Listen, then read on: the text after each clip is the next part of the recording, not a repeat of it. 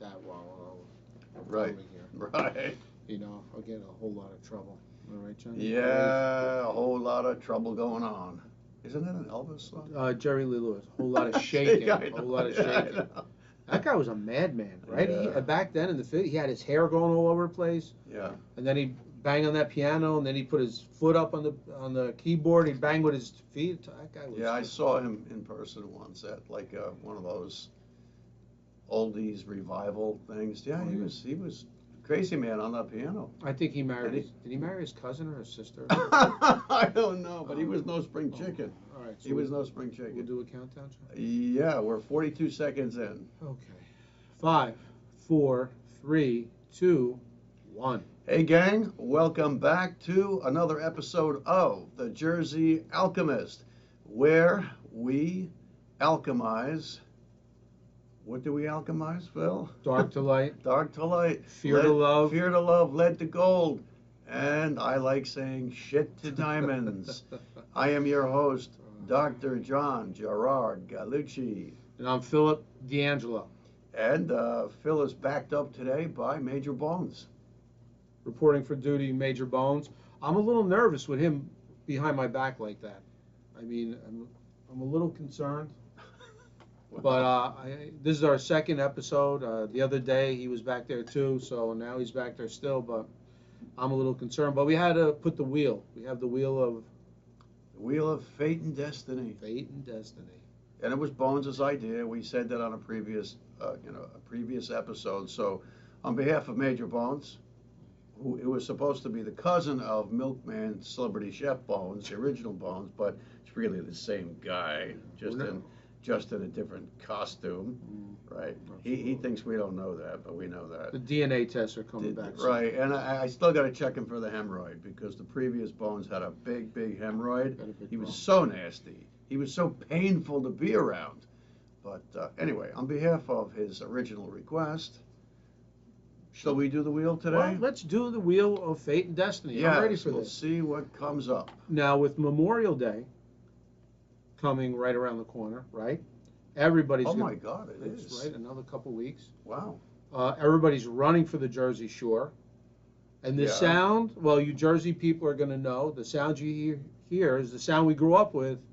If you were down in the Jersey Shore on the boardwalk, Yeah. so yeah, it was it'll one bring booth- back memories. One booth after the next, the Wheel of Fortune, the Wheel of Chance. Yeah, That's they were- right. yeah. I tried to get a big one, but you can't buy them. I think they have them This is made perfect. on site. Are you ready, John? We're ready. Bones Drum ready? roll, drum roll. Drum roll.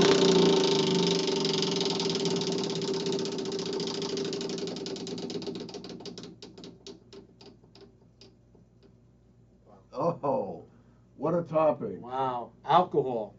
Oh my God, and you just mentioned it's the Memorial Day weekend, not far from now. Yes. Although for a lot of people, there's no need for a holiday weekend. Weekends were meant That's true. for drinking, for imbibing ethanol. Yeah. So the topic here is alcohol. Alcohol. And not rubbing alcohol. No, that would be dangerous. Alcohol is interesting, John, because it's legal Oh, yeah. around the world. Mhm. It's on television commercials. It's advertised as something to have fun with, Yeah, partake with, yeah. party with. You can't have a celebration or watch a football game without a beer. There's celebrities now that sponsor alcohol. I know The Rock sponsors one. MMA Conor McGregor sponsors Well, another that's one. his company, isn't it? Who? McGregor, doesn't he make Irish whiskey? Yeah, I think. Yeah, well, I think he just sold, but Did he he? started it. But all these celebrities, and there's a couple more that I'm forgetting, and they all support, manufacture alcohol.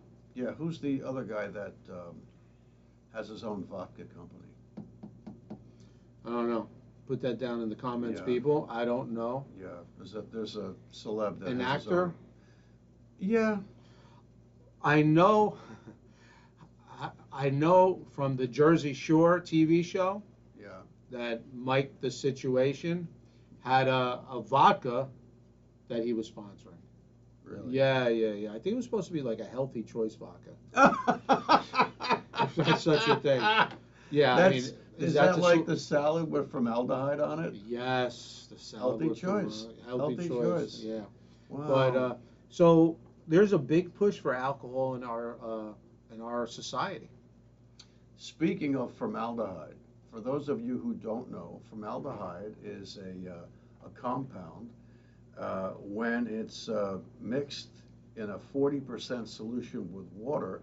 That's what mortuaries and people who embalm the deceased, that's what they run in through your body, through a catheter in the arteries and out the veins, and they flush your blood out and they infuse the body with embalming fluid, and it's a 40% aqueous solution of formaldehyde.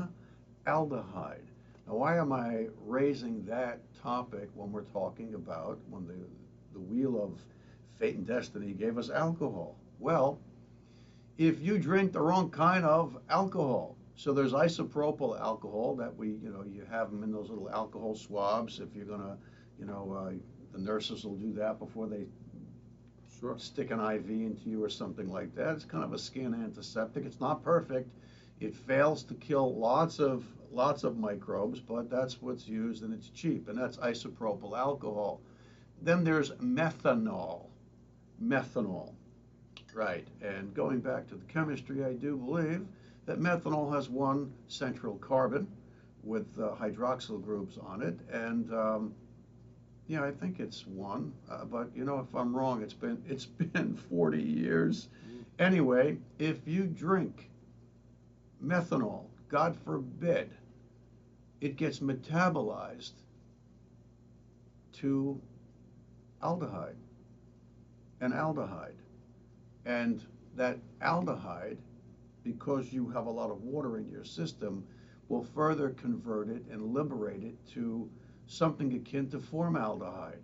And so if you, God forbid, drink methanol, one of the first signs of methanol ingestion is that it'll denature your optic nerves. Those are the two nerves that come out of your brain and crisscross and go into your eyeballs, and you will be blind forever and ever. Amen. And then it starts to kill your organs. So, methanol is a big poison, but ethanol is just a cousin to methanol. Yeah, I think, I shouldn't have started this chemistry thing. I was good at it 4 years ago, but methanol, I believe, is one carbon, and ethanol is a 2-carbon chain, and that's how we get drinkable alcohol. And so isopropyl is a poison, methanol is a killer, and ethanol is sold on every street corner in every restaurant that has a liquor license. Wow, that's amazing. So here we are, society. I mean, let's talk about wine. What's the alcohol content in wine, John? I mean, I'm not sure. 12%. It's either 6 or 12%. Something like that. I mean, so there's alcohol in wine, and wine's been around for how long? You would think I would know. I drink enough wine. Yeah, and wine has been around. The Bible.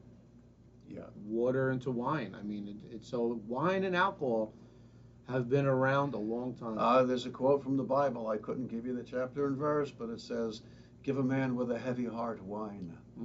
Let him drink wine." Absolutely. Of course. Sure. So here we have something where throughout history, people are trying to alter their state of mind, because that's what alcohol does. It'll alter your state of mind, impair your judgment. It will, make you feel better, make you feel sad. Right. I like to call alcohol truth serum. A lot of times people, they drink some alcohol and all of a sudden they're saying things that they normally wouldn't say. Well, and you're like, wow, I never really knew that. That's for sure. Oh boy, yeah. But now I've seen alcohol destroy lives. Oh, absolutely. I mean, there's that balance where society, and it's been around forever, alcohol, football games, any sporting event, picnics, celebrations, it's there on one side, but on the other side, the scale, that alcohol destroys a lot of lives, and I've Right. seen it firsthand. Oh, sure. And there are people who are alcoholics waiting to happen. You know, maybe you get a teenager in high school who goes out for the first time with his friends on a Friday night, and you know, the upperclassmen when we were in high school, all they had to do was be 18, and they could walk into a liquor store and say, "I'll have 6 cases of Budweiser." Nobody would question that. 6 cases, all right, that's Yeah. going to be, you know, $85, kid, whatever. Uh, and then they would distribute. They were distributors, and they would distribute to the kids that were not of age. And then subsequent to that, and I don't know what year it was because I was well beyond the legal limit at that point, age-wise, but it changed from 18 to 21. I don't know what year that was. I have no idea. I think it was in the late 80s, wasn't it? Yeah, Something like that. I remember there were certain establishments in the late 70s, you know, where they didn't ID you. Right. So of as course not. young kids in high school, we would go to places. Should we say it? No, Let's no, say it. no. I'll say it. I'll say it. Yeah, I don't know what. There was a place off of Washington Avenue in Belleville, New Jersey, called McGreevy's. McGreevy's. McGreevy's. I don't know whether the guy was a former. Mayor. He was a former mayor, Mayor, right? But yeah. you know, he was this portly old white-haired guy, Mr. McGreevy, who ran this, you know, this old neighborhood tavern, and the only thing in there really was there was a wooden bar with a bunch of stools, and I think didn't they have the Shuffleboard. shuffleboard thing with the Tremendous right? jukebox with the ink spots. How do I remember that? And Sinatra. You were Right? either under 18 Yeah. or over 60. Yeah, you were either under. There was 18. no in between. And do you remember how good the beer tasted? He had these thick, short glasses, Yeah. these little beer glasses, and a beer was 25 cents. And so if you bought a couple bucks, 25. you sat there for hours knocking down, like, I think there must have been like 6-ounce beers. Yeah, something Right? like that. Yeah. And they were always ice cold. And he had one rule that the first time we heard it, we were like, what? But then we realized, you know what? It's a cool place to come. We come there with our friends. It didn't matter if kind of rival people ended up, you know, the guys from Belleville, there's the guys from Nutley. Hey, how did these fools from Cedar Grove get into McGreevy's, right? But here's the key. No girls allowed. Remember that? You couldn't walk in with a girl because, Wow. and I asked him one night, I said, hey, Mr. McGreevy, how come you can bring our girlfriends? He just looked at me. He was a very silent guy.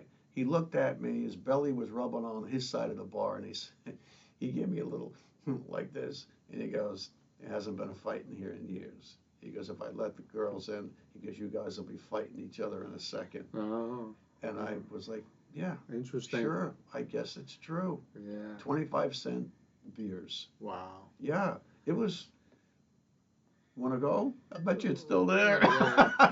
Yeah. It was his garage. I think he turned his garage into the tavern That's really funny. on a Yep. side street in Belleville. Yeah. And think about where we came from. Cedar Grove, all the way down there. You know? Yeah. It was about a half-hour drive. Yeah, right, without yeah, traffic. yeah, Right. yeah. Crazy. So what you do for alcohol? Do you remember the first time you tried alcohol, John? Whether it was wine or beer? How old you were? Yeah, I'm sure it was at home, you know, in the midst of my parents and grandparents. My father's father was a red wine drinker, and he was an old timer. He had a heavy, you know, Italian accent, and you know, on any given day or weekend when he was at our house, there wasn't, you know, a classic bottle of red wine on the table. No, no, no, no. He had a gallon of red wine on the floor, right here, right at arm's length, and he would kind of hang it. There was a glass ring on it, like a finger ring. He used to drink CK Fortissimo, which now I'm not even sure they still make it, but I did try it years and years later. I was like, oh my lordy, you know, give me a towel. But my grandfather, God bless him, I guess because, and we're going to get into this, life could be so challenging to people, right? Sure. And it has everything to do with that quote from the Bible, give wine to a man with a heavy heart. Have you ever looked at an old black and white photograph of immigrants, the immigrant family? Hmm. This is what their faces were like. Yeah. Nobody smiled. Very They had serious. nothing to smile about. They just left their homeland and they got on a friggin' rusty junk to come across the Atlantic Ocean, and they get to Ellis Island where they were already being put upon and being labeled. And it didn't matter where you were from, right? Not just our ancestors. And everything was a struggle. And if you didn't have a job and if you couldn't make money, you weren't going to eat. You were not going to eat. There was no place to lay your head. So the old timers, there was nothing to smile about. Nobody went on vacation. Nobody went to a restaurant. My grandfather, as he got older, he owned gas stations and then eventually an oil truck. He didn't go to a bar or a restaurant. He had it all in his apartment, in his house. And my grandmother made all the food homemade, and they made their own wine. They made their own wine. And so why go to a bar or a restaurant? Why do that? But they all had heavy hearts because life was about survival. So they drank. They drank heavy. And every ethnicity has their stereotypes and whatnot. And the stereotype was, for the Irish, it wasn't that they're always hitting a gallon of red wine. No, it was they were either drinking whiskey or beer. And that's what it was to me. That's what that came at me with the Irish. The Italians were constantly guzzling red wine and maybe, Sambuca or something like that on a special occasion. And then that other people had their stereotypes. The bottom line was life was tough enough that everybody turned for an escape. And what was the escape? The escape was to get loaded, and they did. Boy, did they. Wow. Right? I remember growing up, we went to my grandfather's spot in Newark, and in the basement, he made his own wine. Yeah. And we used to use the old, remember Brookdale soda? Oh, For all sure. you Jersey people, Essex County. Yeah. We used to get the old Brookdale soda bottles, and Yeah. it was my brother's and my job. We had to cap them. He had a capper. We had a system going on, and everybody waited for that red wine. I mean, Yeah. homemade wine, and it is very strong. The alcohol Yeah. content is. Yeah. My uncles used to give it to us when we were smaller, and they would laugh like, "Oh, yeah." It didn't taste good, but we tried to drink it anyway. Right, and you know what? A lot of the homemade wine that I've experienced as an adult from friends and relatives, men's half and half. It really wasn't so good, except there was one guy whose son was on the same ice hockey team as my son, and whenever we went on a weekend, he knew I was waiting for him, and he would bring 3 or 4 bottles of his homemade wine. Wow. And this is back, I don't know what year it was. Maybe it was 2005 or something like that. It was a killer. It was delicious. And you had 2 glasses of that and you were on your ass. And, and all the parents would be waiting in the hall. We'd have these hallway parties, in the hotels, right? I was And there. the kids were playing hallway hockey, Sure. with their plastic sticks, and the parents were getting juiced, soaked, loaded, and it was a good time for everybody. And we, the weekend is for forgetting. The weekend is for forgetting what a douchebag your boss is, and how badly you want to wait for your boss in the parking lot, right? Won't have a job. You won't have a job. Better have a job but the lined up. The douchebag will be gone, Yeah. right? And of course, that's not the right thing to do. We're not advocating, violence here. No. It's just you know, That was tongue in cheek. it's the pleasure of the fantasy. So what do you do to get away from the stress of paying the mortgage, paying the rent, paying the bills? The kid is sick. Oh my God. You you have a few drinks with dinner. You have a few drinks with dinner. And if the police all said, we don't drink, they're lying to you. Why? Because they're human beings. Everybody, for the most part, drinks unless you're a real teetotaler and you're really from a religious group that says, no, you cannot drink. You know, I've had friends that were, you know, big time born again Pentecostal Christians where at the wedding there was no music and certainly no alcohol. Well, guess what? Guess what? I take issue with that. Now, what? Not with them as people. God bless them. They have a right to do what they want. But there's that old story, you know, the wedding at Cana. The wedding at Cana. Jesus himself was at a wedding with his mother, and they ran out of wine. And his mother called the party master over and said, look, this is my son. He's going to help you with this. Just be quiet. Do what he says. That's the quote. Do what he says. And they filled these big, you know, clay casts with water, and Jesus turned the story. You know the story. He turned water to wine. And they usually would put out the premium wine first because everybody was still in their sensorium and they had a discerning tongue, and they'd say, oh, wow, what an occasion, you know, and the wine is fabulous. But by the time they had a lot of wine, they didn't know what they were drinking. It didn't matter, so they saved the shit wine for the last. And the party master tasted the wine that Jesus turned to wine from water and said, how could this be? They saved the finest wine until the latter aspects of the party. They were flabbergasted. So, for all of you Christian zealots out there, and I'm not picking at you, I'm just making a point. If Jesus could turn water to wine at the wedding at Cana, I could drink liquor at a wedding. I wouldn't do it if it's your wedding and you're precluding the liquor, that's fine. But the human spirit, the human heart, the human condition is so accustomed to the crutch that is alcohol and its effects. I love to drink alcohol. I'm not promoting it. I'm not advocating it. I'm just telling you that when I'm at dinner, if the red wine is good, I'm having a couple of glasses of red wine. And if it's not a wine feeling night, there's nothing like certain beer on tap, ice cold in a frozen glass. Wow.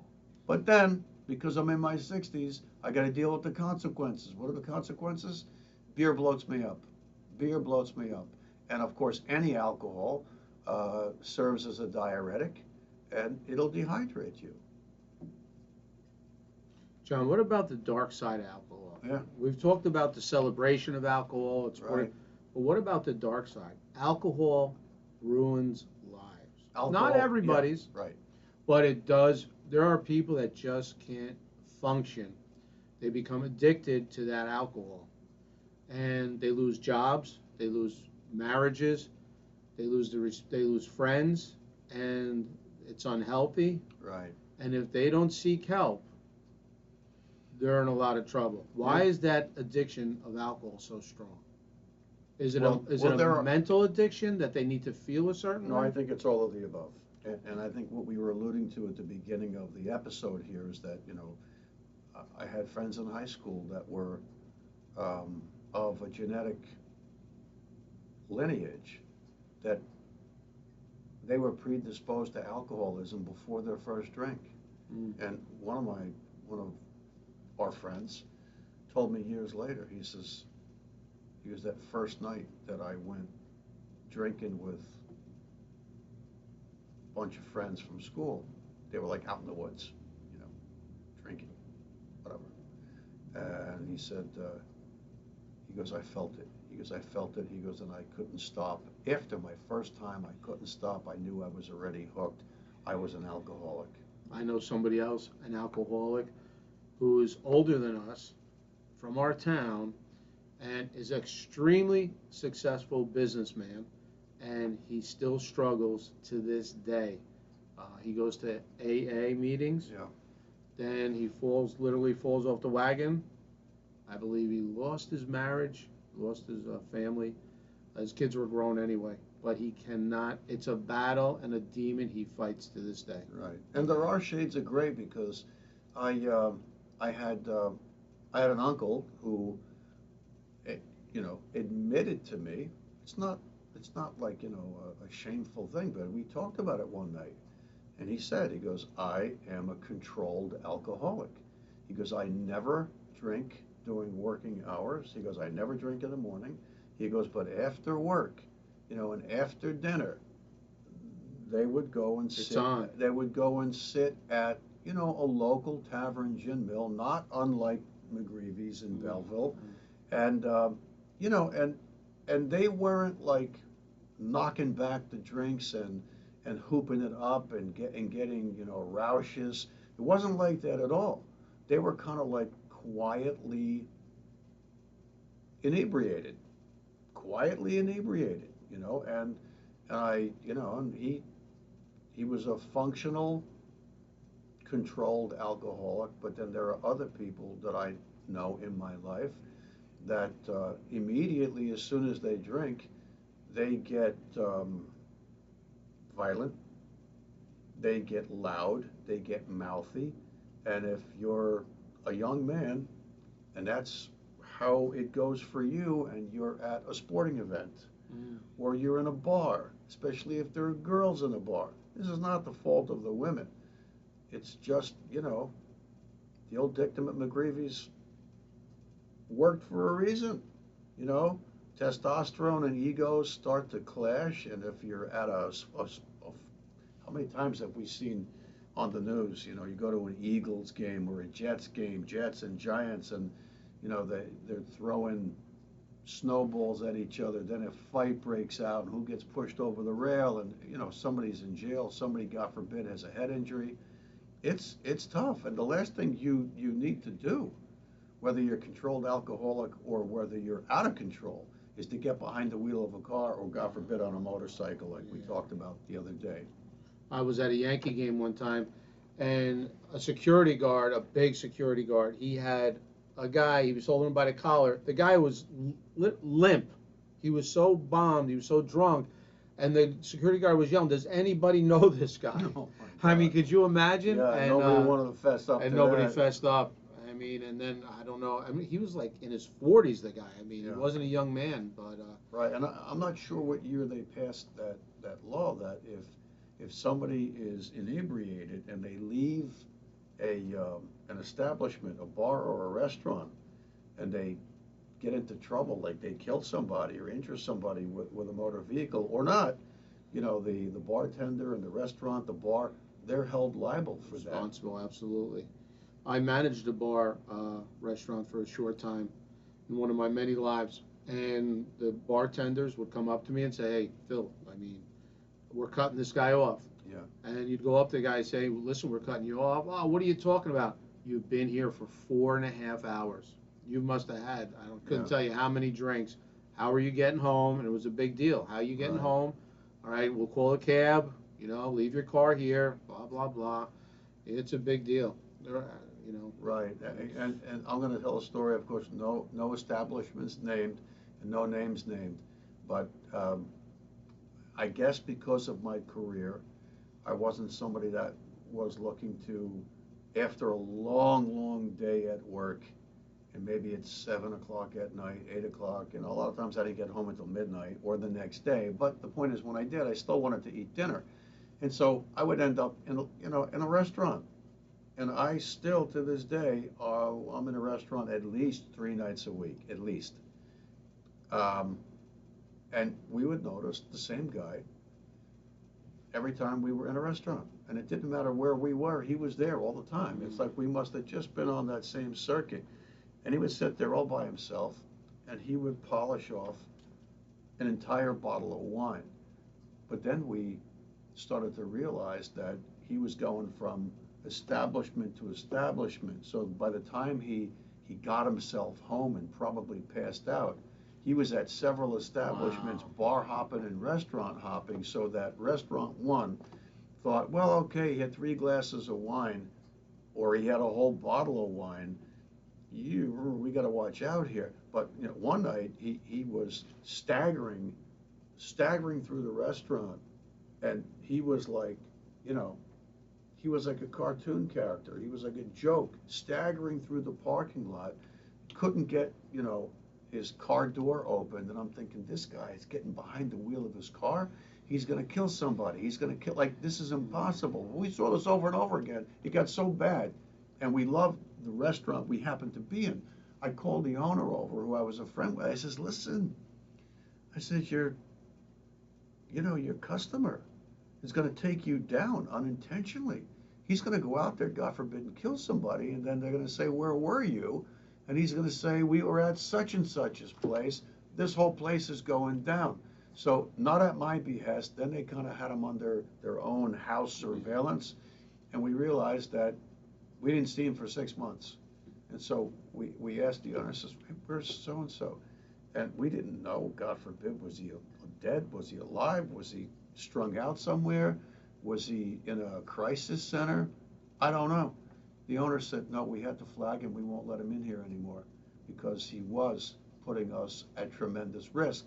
But we do see him still at the other restaurants. Wow. Yeah. That's Now, amazing. I admit, I go to eat, and I have 2 glasses of wine. Unfortunately, I eat in a kind of a voracious fashion. I've only got it down to I'm eating either once or twice a day. I don't eat 3 or 4 times. And I guess I'm still an overeater, but I'll have 2 glasses of wine or 2 beers. But I live a mile and a half from the establishment, so, you know, But the restaurant and bar industry exists on people who go in and have a glass of wine or 2 or a beer or 2 with dinner, and then they leave. But we got to watch out for the people who are having multiple bottles of wine from one place to the next. That's out of control. Yeah, I mean, I know people, I mean, driving under the influence. If you've ever been stopped at a DUI checkpoint, no. Well, I used to work nights, and I got stopped a couple times, and I'll tell you what, it's no joke. I mean, you think, you're coming, just driving down the road, and when there's no exits, so if you've been drinking, and here's this line of police cars, Yeah, right. and there's It's a traffic, pinch point, yeah. and you're like, oh my goodness, what is this about? And you realize it. I was at a country western concert on the Parkway. The Arts Center? The Arts Center, correct. And I brought, me and a friend brought some kids, younger kids there, teenagers, because they weren't driving, to this country western. Fantastic. People tailgating, all right, all over the place. Inside, they must have had, John, 5, 10, 15 booths with beer and alcohol everywhere. Everybody hooching it up. Well, guess what? We were the first one, literally the first ones to leave the concert, because the kids wanted to go, everybody wanted to go. No problem, let's go. Right. There was a DUI checkpoint in the parking lot before you got back in the Parkway. Wow. I mean, Yeah. I mean, listen, Right. I get it, you're saving lives, Cha-ching, cha-ching. but yeah, not only, yeah. On So, both ends, on the front end and the back Yeah. end, cha-ching, cha-ching. so we're going out, and the cop says, you're leaving? I said, yeah, we're taking the kids back. I goes, well, were you drinking? I said, no. He goes, you want to step out of the car? I go, are you serious? I mean, I'm not a young guy. I'm in my 50s. Are you kidding me? Yeah. I stepped out. He talked to me a little bit. He goes, all right, you can go. But I said, wow, he's going to have a busy night. Yeah. There's going to be about 300 people back there. Right. I thought that was a little unfair, but I get it. They save lives. Yeah. Listen, when we were younger, and there were no DUI checkpoints, let's face it, drinking Well, and driving was a hobby. Yeah. I mean, we did it, threw caution to the wind. We were young, dumb. Yeah. Thank God, everything worked out okay. We didn't hurt ourselves or anybody else. Right. But it seems today people are getting so overloaded with alcohol. I mean, there's people killing people, and they're going to jail. Well, they're going to jail, and you're reminding me of my days at the trauma center down in Camden when we would be so upset because, you know, we, every single day and night, we had delivered to us roadkill. And we can remember the same people coming in. They killed somebody, they maimed somebody, somebody had their head split open, automobile accidents, but it was the same people that were totally smashed over and over and over again. And we were like, wait a minute, what? Are you kidding me? So one of the same suspects that we knew, we could not believe that law enforcement was so off the mark that they couldn't take this guy off the road. He was constantly in the trauma center all the time, hurting people, hurting himself, you know. And so they did an alcohol test, a blood draw with the rest of the trauma meds. And because the blood was taken and handed off by the surgery resident to the nurse, and it was out of the line of vision of the police officer who was standing right there, inadmissible in court. Inadmissible in court, as if to say, oh, the nursing staff did a switcheroony and they had, you know, somebody else's blood there, which, you know, come on, it was really ridiculous. So all of that being said, then there's that other side of alcohol where it's a group 1 carcinogen. You know, and like I said before, I'm not a cannabis guy because it happens to make me ill. I'm envious of people who can use it and feel great, but it makes me sick. So that was kind of a, you know, that's just the way I am physiologically. But cannabis is apparently, it's got medicinal properties, and I really don't know the medicinal properties that have been proven or still yet to be proven. But we do know one thing, that cigarettes and alcohol cause cancer. Cigarettes are addicting. Alcohol, I think, is addicting on many levels, and you can get it everywhere. And it's kind of interesting, you know, group 1 carcinogen, and you'd be like, are you kidding? How is it that everybody is partaking in something that causes cancer? Alcohol is not suspected to cause cancer. It causes cancer. It's kind of crazy.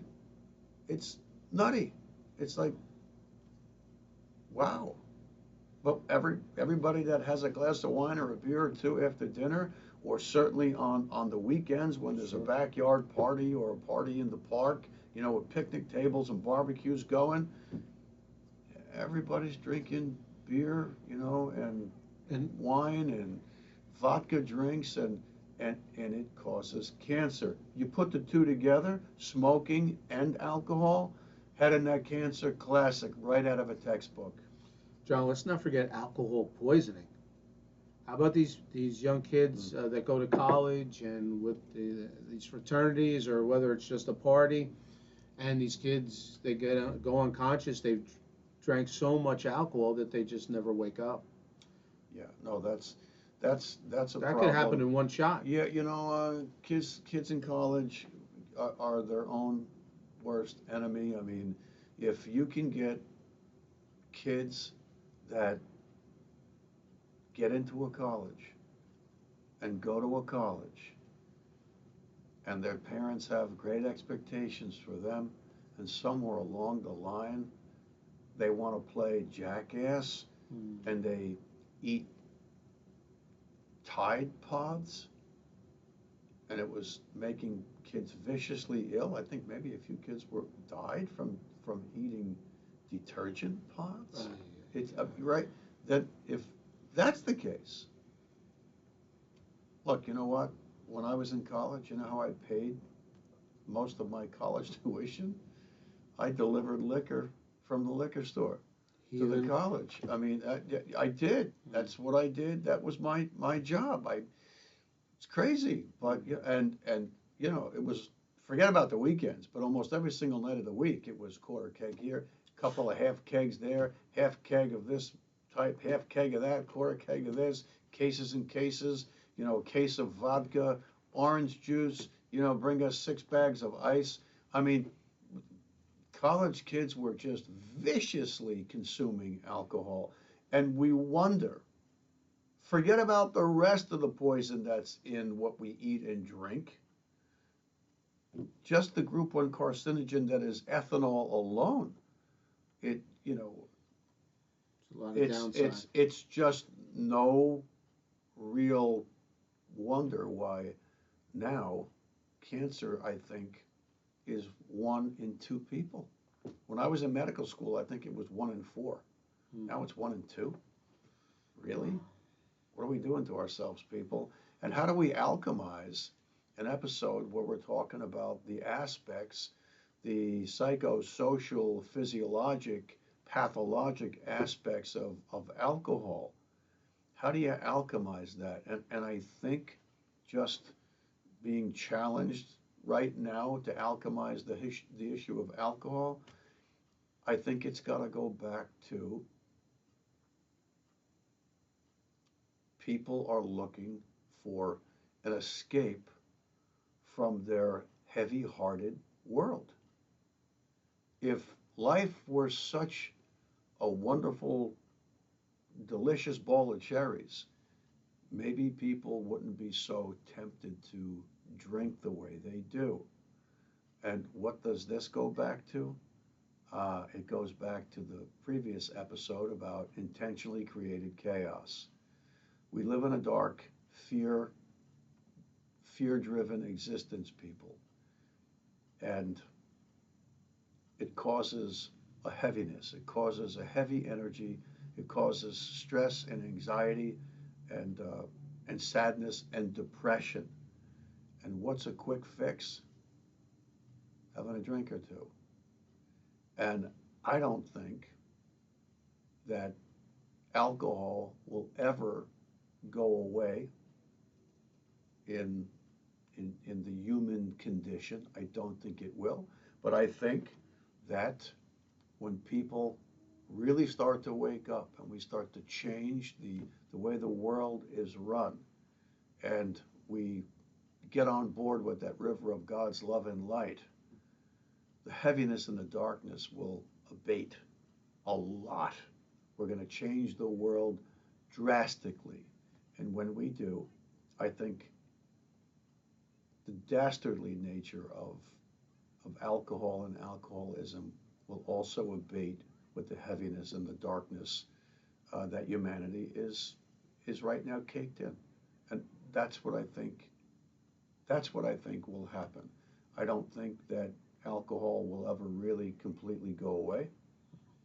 I just think that the reasons alcohol is used and abused will change, and I think in that sense,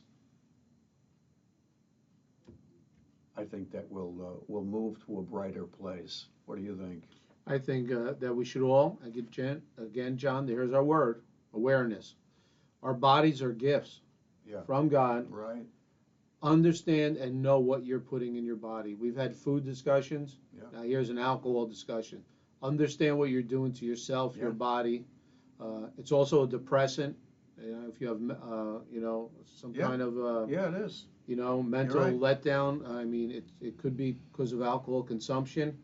Just understand what you're putting in your body. That's all I would say. Absolutely. So, Lord, please shepherd humanity to a place of greater love and light, and the ugly nature of the group 1 carcinogen that millions and billions of people use and abuse every day, it will be abated. Amen. Amen. Great job, John. Thank you. If you like what we're doing, people, press the like button, subscribe to the Jersey Alchemist. We'll see you next time. Peace.